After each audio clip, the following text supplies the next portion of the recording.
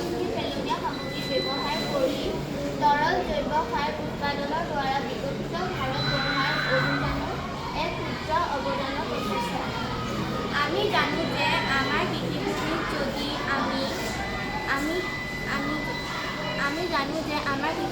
যদি বেছি ৰাসায়নিক সাৰ প্ৰয়োগ কৰোঁ তেতিয়াহ'লে আমাৰ মাটিত থকা উপকাৰী বেক্টেৰিয়াবোৰ মৰি যাব পাৰে। তাৰ ফলত আমাৰ মাটিৰ গুণাগুণ নষ্ট হ'ব পাৰে। তাৰ কাৰণে আমি ঘৰৰ পৰা ওলোৱা পেলনীয়া যেনে ফল-মূলৰ বাকলি, শাক-পাচলিৰ বাকলি আদি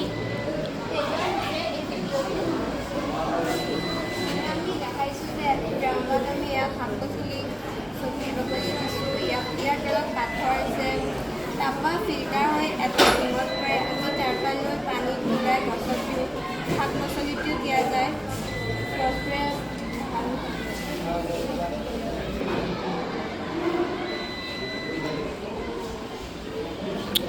সামগ্ৰীৰে আমি পৰিৱেশৰ নষ্ট হোৱাৰ পৰা আমাকে নিজকে ৰক্ষা কৰিবলৈ পাৰোঁ।